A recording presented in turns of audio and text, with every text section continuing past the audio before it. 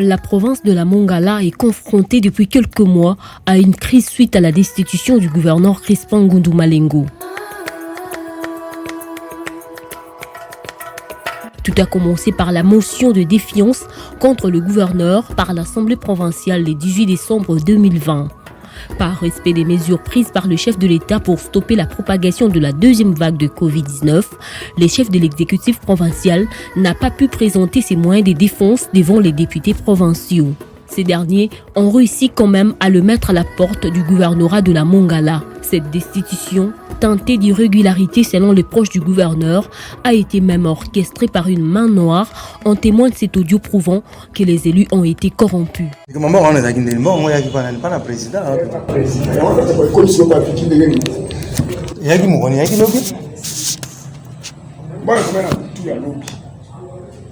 Bon, il y a président qui n'a pas vécu pour moi. Paye combien de 2 millions. 2 millions.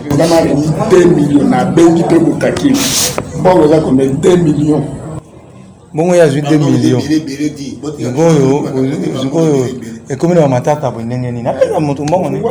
Chose qui a poussé le gouverneur Ngundu à déposer une plainte à la Cour constitutionnelle, puis il sera invité à Kinshasa afin de participer à la conférence des gouverneurs présidée par le chef de l'État Félix Tshisekedi qui va décider des sursoirs, également toutes les motions contre le gouverneur de 26 provinces. Sécuriser la fonction de gouverneur de province, représentant de la haute autorité en province, contre toute velléité infondée de déstabilisation par les députés provinciaux, ce qui s'inscrit pleinement dans la vision du président de la République sur la stabilité des institutions provinciales en vue de booster le développement à la base. Une façon de permettre à ses gouverneurs de vulgariser sa nouvelle vision dénommée Union sacrée pour mieux répondre aux desiderata du peuple congolais. Quelques mois plus tard, le vice-premier ministre, ministre de l'Intérieur, Gilbert Kakonde, va réhabiliter tous les gouverneurs déchus. Ce qui a permis à Crispin Ngundu et son vice-gouverneur de regagner la Mongala 2 jours après la publication de la lettre du ministre des tutelles. Arrivés à l'aéroport de Lissala, ils ont été accueillis par une foule de la population locale.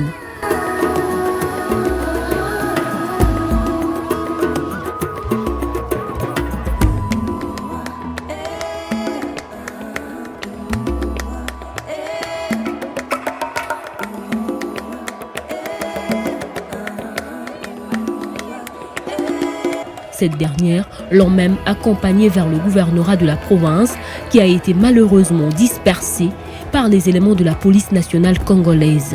Suite à une autre lettre de Gilbert Kakonde revenant sur sa décision et précisant que sa première correspondance ne concernait pas la province de la Mongala.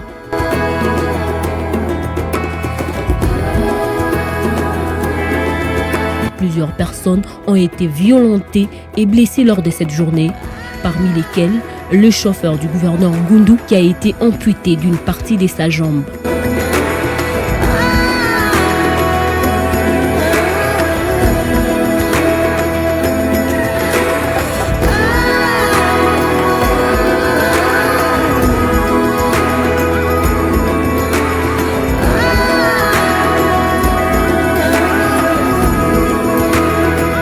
Face à cette barbarie, le gouverneur de la province interpelle les autorités compétentes et la Cour constitutionnelle afin de régler ce problème qui risque de prendre une tournure inquiétante. Le 3 de ce mois, le VPM intérieur a sorti un communiqué officiel rappelant aux assemblées provinciales que déjà au mois de septembre, il avait demandé aux assemblées de ne pas déstabiliser les provinces avec des motions intempestives. Mais certaines assemblées n'ont pas obéi. Ils sont allés justement au contraire réaliser des motions pour faire partir certains gouverneurs de province. Et parmi ces assemblées, il existe celle de la province de la Mongala qui, le 18 décembre, a voté une motion contre le gouverneur de province. Les décisions du président de la République, mais les appliquer, et moi, en tant que représentant du président de la République dans la province de la Mongala. Voilà pourquoi j'avais écrit à l'Assemblée que considérant cet acte démocratique de l'Assemblée et que j'étais moi-même prêt à répondre, mais par rapport à ce que le président avait dit, nous avions sollicité le report de cette motion.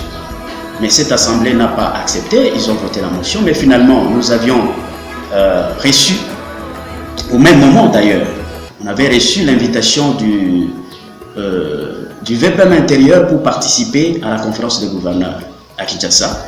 Nous sommes allés et nous avons valablement représenté la province pour dire que tous les gouverneurs qui étaient invités, parce que j'avais reçu l'invitation à la conférence des gouverneurs et qui avaient des motions au niveau des assemblées, devraient rentrer pour continuer leur travail dans leurs juridictions respectives en attendant que la Cour constitutionnelle puisse trancher.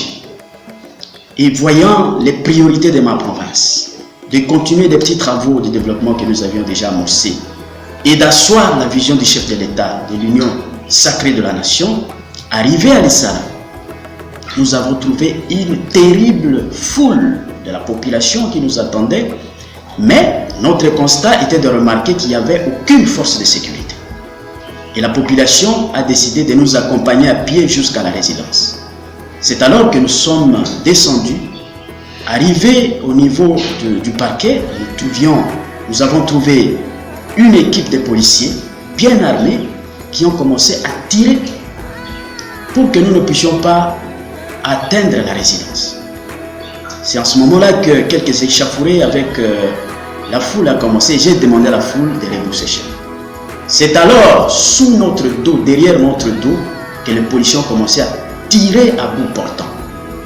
Et nous avons compris qu'il y avait un complot d'assassinat contre ma personne. Plusieurs personnes sont maintenant arrêtées par-ci par-là sur toute l'étendue de la province, à travers les 3 territoires. Les radios sont fermées. Notre combat pour cette province, pour la protection de la population, il y a un contrat social entre moi et la population de la Mongala. Et c'est le contrat d'amour. Je suis obligé d'aimer cette population, de le soutenir, même si je dois verser mon sang pour le soutien de ses intérêts. Et cette population inconditionnellement me soutient, sans que je donne un seul franc. Et aujourd'hui, il y a le sang versé de cette population à cause de ce soutien.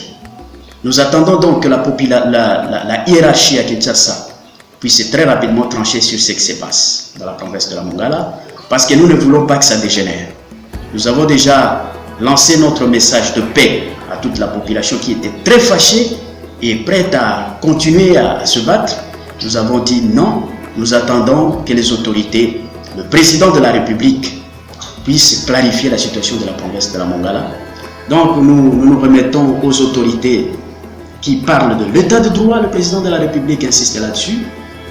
Nous remettons à la justice, parce que l'article 16 de la Constitution consacre la sacralité de la vie humaine.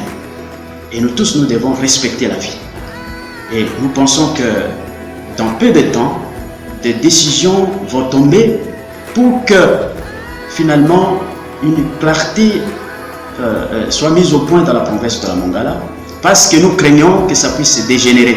La jeune province de la Mongala a besoin de moyens conséquents pour son développement, d'où cet appel de la population au chef de l'État de réagir le plus tôt possible et à la haute cour de trancher cette affaire pourvu que la paix règne de nouveau dans cette partie du pays.